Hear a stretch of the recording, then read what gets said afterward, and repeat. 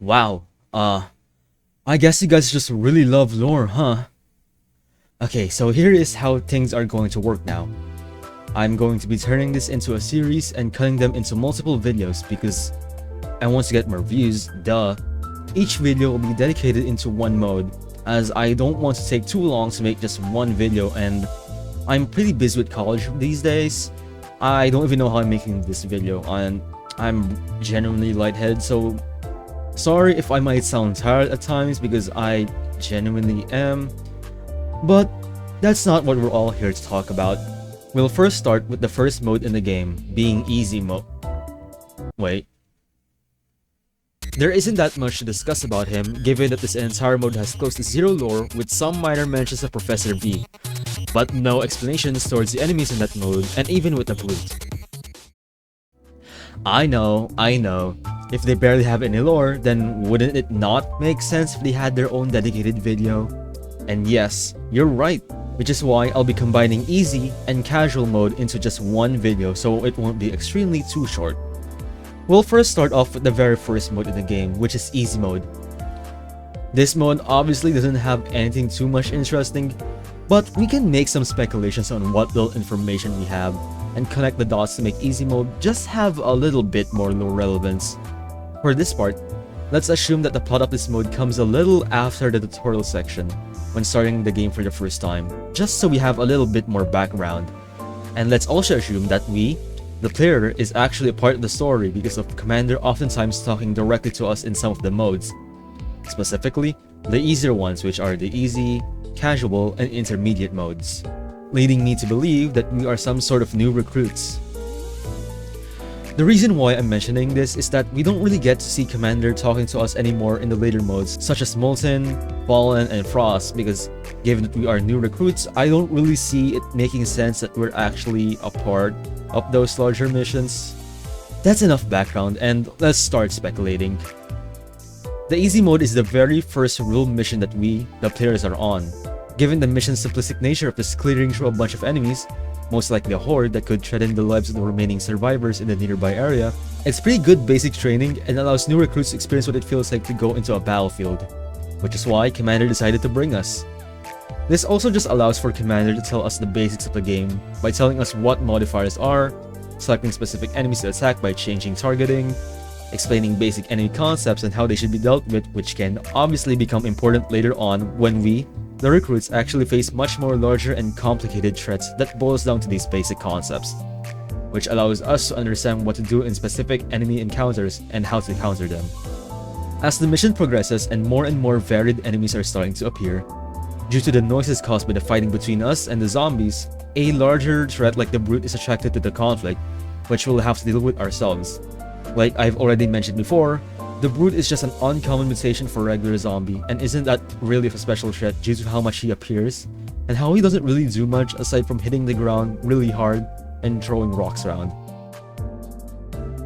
We are now done with easy mode. That section was pretty quick given that there really is just nothing going on other than some speculations based on the timeline of events of this mode and how it connects to other much more important plots. And for the last section of this video, we'll be talking about something much more important. Of course, I'm talking about casual mode. This mode does have a little bit more lore regarding what's going on in the story at this point in time. Commander has allowed us to be on this mission because we have had a little bit of experience of dealing with this sorts of stuff, and even gave us a debrief regarding what objective is here. Obviously, our objective is to clear a large horde of enemies and the singular entity that is leading them single-handedly, as it could pose a life-threatening situation to the nearby survivor camps. On a side note, this is the first time you'll see Professor V in the survival game modes. Obviously, you'll get to see her more and more later on. Anyways, on Wave 8, Commander says this. Even after all these years, I'm still surprised by how many mutations there are. Some of them are almost completely invisible. They'll be showing up soon. That's how a lot of our cities were destroyed. Make sure nothing can get by us. This implies that hidden enemies were the ones that posed as the leading factor to the collapse of a lot of cities, due to them being completely invisible to the naked eye. We only actually see them for gameplay's sake, but for the story, they actually literally are just invisible.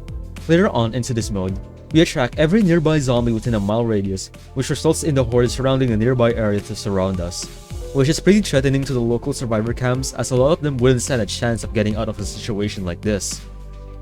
Which is why the commander orders the defenses around the area to be much more tighter and to have more military personnel to come and aid in the current situation.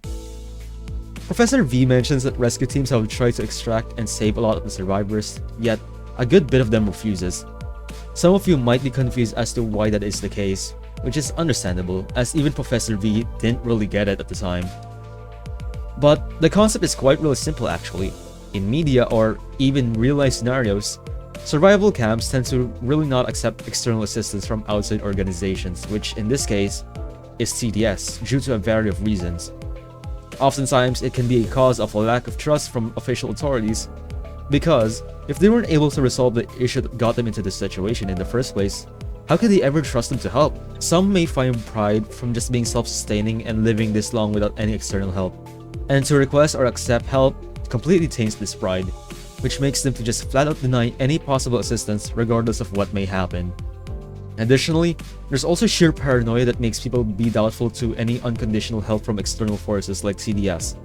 This could either be due to past trauma from similar situations, and there's also a possibility of a person in the leadership position that has influenced the survivors that may affect their trust in others. But I think we're getting sidetracked here, so let's just get back onto the main topic at hand. Professor V eventually accepts this fact and only rescues those who wants to be rescued, and gives supplies to those that stayed behind because that's all that they can really do here. Gravedigger eventually arrives a little after this exchange between Professor V and Commander, and obviously we eventually defeat him. Like I've said previously, he is possibly a much more larger mutated special variant to Slow Boss like the Void Keeper is to the Slow King. I want to add in more details that I forgot about Gravedigger. People commented some facts that I missed about some of the bosses, but we'll focus on the ones for Gravedigger for now. But huge shout out to I Love Steam Power and Phil Poe for these facts. I'm sorry if I butchered any of your names, but anyways, here they are. In the lore, the Gravedigger crafts a lot of gravestones. What they were for, we don't actually know. But we do know that he spent a lot of time and effort into creating thousands of these. We never really get to see them except when the Null Necromancers in the Null and Void event spawns them in. The Null Necromancers have enchanted these gravestones to spawn in skeletons of varying strengths and sizes. Also, at one point, he used to be camping buddies with 1x1x1x1. Yes, the Forsaken guy.